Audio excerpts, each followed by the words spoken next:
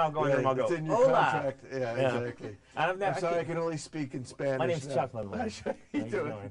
Yeah. So what kind of shots did you want? You know, have fun, whatever. You do this for a living, I don't.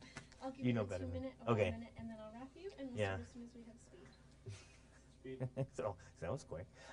This stop motion fascinates me because when I kept watching and looking at the background of this movie as it was going on, forgetting about the foreground because the little things that are happening as they're going on there, and then can you explain to me this painstaking process of ending a complete workday with only 2 or 3 seconds of footage? Yeah, I mean, it's incredible. Well, but that's the amazing thing about the process is that it is a real thing. I mean, the real sets, you know, the puppets are there, they're real, the lighting is all real, all the props are made, and that's the beauty of the process. It's like, you know, it's just made by just such an amazing group of artists, and that's what I think you do feel from it, you know. It's such a, and the technique really hasn't changed since the beginning of cinema, really, so it's there's a real beautiful quality to that. But what happens though if you're setting it up and so many things are going on? How many people are involved in like in an average scene? Well, it depends on you know. I mean, it's kind of like a live action film. I mean, there's the cameraman and they've got a couple of lighting guys, and then it depends on, you know. There's usually one animator working on his particular or her particular shot. I mean. And sometimes where it gets difficult is there's several characters in the shot at the same time.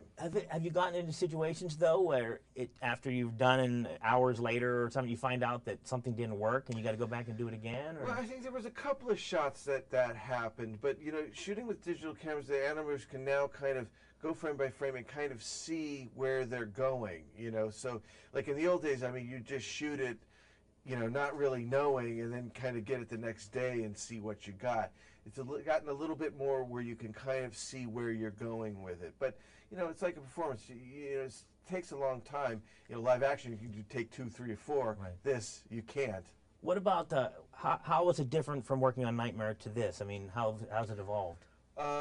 I know when you said digital, because I don't think you used digital. Cameras. And the cameras.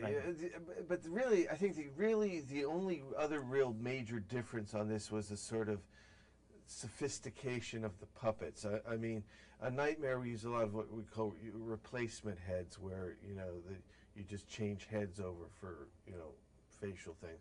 This one, all the mechanics were like built in the head, so, you know, because the story was a bit more subtle, you know, in the sense of trying also, the characters, like, they had like robot eyes or something? Yeah, or or like literally you had to stick a wrench in the ear to move the mouth, you know, or to move the you know, the brow and stuff. So there was a lot more sort of sensitivity in terms of how these puppets were. Now you had 2 different worlds here, the dead world and the alive world. But I know everything was screwed up in the dead world. I mean, it was like I don't even know how to describe it, but it just like I don't know. Was it the goal, everything to be the opposite? Cause, yes. Yeah. Is that? Yeah. Oh, yeah. Right. I mean, it was sort of symbolic to me of how I grew up, where the sort of society feeling quite repressive, and, you know, like everything in its place, and, you know, everybody put into a category, you know, which is the way I felt sort of growing up. And then the Land of the Dead was sort of symbolically representative of your creative mind, which is much more colorful and much more vibrant and,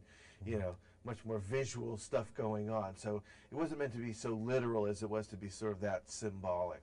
Well, it's a beautiful project. Thank you very much. Thank you so much. Yeah, nice to talk to you. Thank you. Thanks. Hi,